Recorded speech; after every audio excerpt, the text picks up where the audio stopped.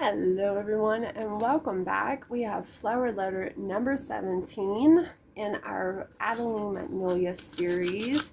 How has everybody been? You guys let me know. Leave it in the comments. I hope everybody is doing well. I hope everybody is enjoying this summer. Getting out there doing things. Let's see. Oh, I love this cream color. This is very nice. Love the kind of colored here, like the reds and blues around that cream. Love that color right there. And this is our postcard. You get one in every letter. We have a letter. This seems pretty thin. Oh, okay. So here's the back of it. We have one letter, one sheeted letter. That's it. Let me see. It says part 1, read first. It says, "Dearest Adeline." Okay, well let's read this right quick and let's see what this says, guys. January 28th, 1818. Dearest Adeline, I don't wish to cast a shadow upon your recent events, my dear, but something of the most alarming nature has reached your brother and me here in Bath. I felt it prudent to write and bring it to your attention immediately. It would happen Lord Portmanton is not finished working mischief upon this family. A most horrid article of gossip was brought to Mrs. R.'s attention by some of her more elite parlor boarders, and since she only just learned of your recent marriage from it, she wrote to me immediately. I would have had to include the letter for you to read yourself, but her cross writing was done with such haste it was scarcely distinguishable. However, because of this article, in which we both know the identity of the author, very reliable source, a rumor has begun circulating through the town that my dear former guardian and your recent marriage is nothing but a sham. I have included the beastly article Mrs. R sent along with her letter, but I am afraid it is not the only one circulating. Indeed, Finn and I just read a society article this morning in which the author condemns your marriage to a most shamefully recent secret affair brought on only by Lord Windermere's wanton capitulation to the ladies' adventureless time lords of woolly feminine enticements. I do beg your pardon for quoting the Society's column, dear Addie. I don't wish to injure your delicate sensibilities further, but I thought it best you understood the depth of Portmanton's is willing to go to wound you both. Please do not let this dampen your spirits, my dear girl, or what I suspect is the newfound happiness you are discovering, perhaps unexpectedly, although I suspect not, with dear Lord Windermere. My dearest wish is that this will only unite you both in silence and Portmanton once and for all. It has certainly done so for Finn and myself. I assure you we are both, as is Mrs. R, prepared to champion you at every opportunity, and you are not friendless in other quarters of London society either. Let us be aid for this horrid little man's spirit, at least, shall we? Your ever loyal friend and sister, Juliana Arden. So, okay, this is it, guys. This is it. They know. They know about the marriage anyway. So this is about to get real, guys. Okay, so this must be. This looks like a letter to her grandmama. So this is Adeline writing to her grandmama. And here is the horrid little article. Let's see here. It says the ladies' Tattler. Willie siblings won and wed. Okay, I'm going to try to read this. This is super tiny writing. It says London, England, January 14th, 1818. Mrs. Pennyworth wishes to inform the public of the most delicious scandal concerning the new and improved dashing Duke of Windermere, formerly known as Captain William Arthur Mattis, and London's once beloved darling, Miss Adeline Arden. The author has it on the highest authority, namely a first-hand witness, that the parties mentioned above were wed, eloped, and a secret ceremony performed over the anvil a fortnight ago. All the above is the result of a premeditated ambush expertly exhibited by both the bride-to-be and her brother, Mr. Phineas Arden. Single young ladies in want of a husband take notice. The author is assured by her sources that after last year's season, an invitation to visit the Ardens' ancestral home in Devon was intended to both the unexpected Duke of Windermere and his ward, London's latest eligible heiress, Miss Juliana Morgan. While the Duke and Miss Morgan visited Avery Abbey, every possible snare money can buy was laid out by Miss Arden and her brother to entice their visitors into a matrimonial entanglement. Due to the justifiable reservations regarding the lady's physical aptitude to provide his grace with an heir, the groom's mother, Madame Josette Mattis, refused to give the couple her blessing. This, as is often the case, resulted in the couple's swift flight to the Renna Green. But why, one may ask, would Miss Arden, an heiress among heiress in her own right, stoop so low to catch herself a husband? The secret clearly lies in the incident that mysteriously robbed us of Miss Arden's enchanting presence in London more than 2 years ago. A tragic carriage accident which deprived Miss Arden of her breathtaking, nimble hands and maimed her once handsome features is the reason for such brazen desperation. Yet Mrs. Pennyworth most tip her bonnet to the young lady, for not only did Miss Arden succeed in her conquest, but her brother did also, who wed Miss Morgan last November.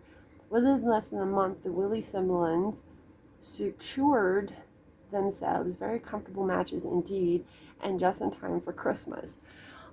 Well, now, why can't people just mind their own business? Like, that's just not even true. Like, his mother didn't even say anything about a blessing. She was all for it. She, like, that is a lie. Like, I'm telling you, people need to mind their own business. Like come on, for real. So, okay, so it's out. They've got a marriage, and they know that there's been an accident. So I bet you that Adeline is, like, freaking out right now, guys. Like, I can't even believe it right now. So just, we haven't even got to the letter yet. Just hold on. Alright, so it looks like we got 2 pages, and it looks like she wrote this in a hurry. So, alright, let's get to this. Let's see what it says. Okay, so it says, Dearest Grandmama, February 1st, 1818. If you haven't yet read Juliana's letter, you will never guess where I am writing you from. It is the place I vowed I would never return to. How I have arrived here is a strange story, to be sure, and one thing has, I assure you, caused me to feel a vast array of extreme emotions. It all began Friday last, when I received Juliana's letter with the included society column. I can only think the Heavens article wasn't accompanied by one of the Cruikshank's caricatures. I am only so naive as I once was to think that Lord Portington would be so easily silenced after his encounter with William at Greta Green. However, to imply that I am no better than Mrs. Harriet, setting out a carefully crafted snare to catch myself a rich husband, or worse, to accuse William of behaving no more honorable than Portington himself by marrying me for my fortune, is too unjust. After all, William was the one who drew up our marriage contract. He was the one who insisted I keep full control of my future after we wed. I do not care so much about the scandal done to my own name. Indeed, had Portington not tarnished my excellent husband's name in all of this, I might have been content to overlook the whole affair. But considering all that William has done for me, all that he has sacrificed, I know something had to be done. William came upon me in the breakfast room just as I finished reading Juliana's letter. He could see I was shaken and asked me to confide in him. All I could say was how very sorry I was before handing him the letter. He took it, sitting in the chair nearest me, and after several moments, placed it on the table before standing to fill his plate from the sideboard. You don't care at all? I asked him. He only shrugged. Society will believe what it wants to, my dear, regardless of what Porterton says. The people who matter will know it is rubbish. He then sat down to breakfast. I felt so sick to eat, and I was about to leave when William caught my hand, squeezed it. That is not to say, however, that I would believe Porterton should go unpunished. What do you mean? I asked him. I mean, darling wife, that it is time for you to prepare yourself for battle, he said. There is only one way to silence such rumors. Which is, he shrugged, we must go to London and prove them wrong. As you can imagine, I felt a surge of trepidation of these words, to which William responded by pulling me gently back into the seat beside him. I know you're frightened, Adeline, but if you do not face this now, we will only be confirming that it is true. What do we do? I asked him, for I was truly at a loss as to how to undo the damage. If Mrs. R. had read about the column, it was surely all over London's high society circles. William answered me with a boyish grin I am growing very fond of. We must prove he is wrong by showing the Tawn a couple so entirely bestowed with one another that the idea of anything less than the deepest love being the motivation for our marriage is entirely absurd. And we must do this in London. William nodded, and as publicly as possible. For the entire season, there can be no doubt left in their minds, Adeline, he said, placing a kiss on my hand. But fret not. I have no doubt you would take London by storm as you once did, and this time I will be beside you.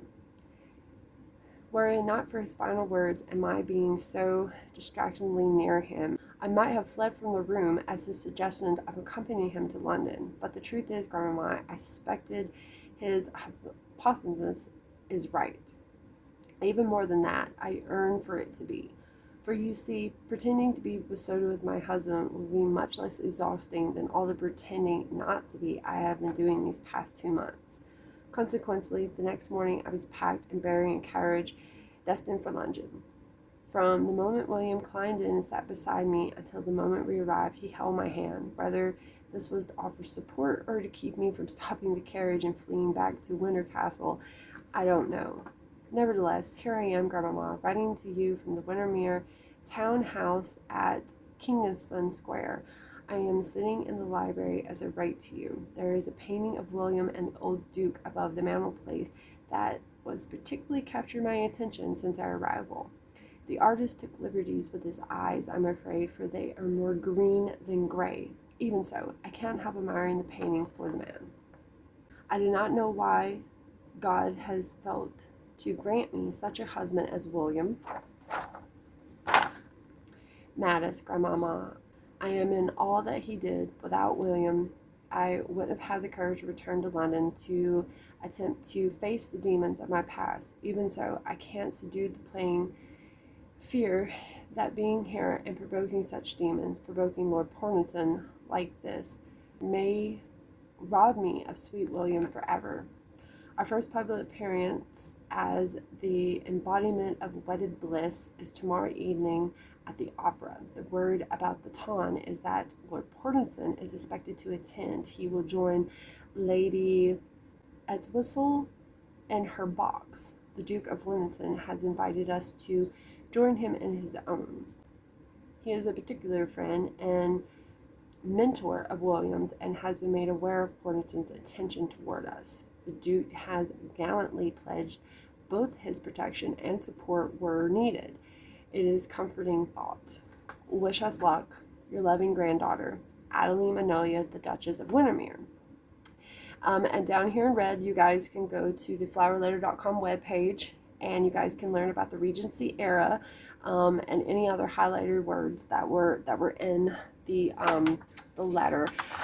So it is about to get real, guys. Like I knew it was going to pick up and it's going to get real. So I'm hoping that all this pretending that she's been doing, like I really hope that she truly falls in love with him.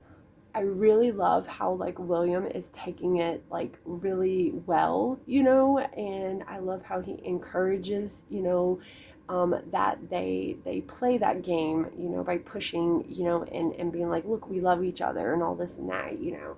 So I'm really hoping that this turns out well. And like this grubby little, this should have been burned.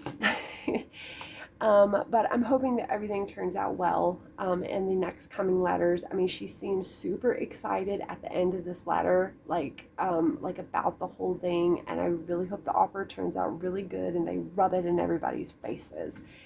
So let me know what you guys think about this letter, and I will see you guys back here in letter number 18, and we're gonna find out how this is going in London. So see you guys then. Bye.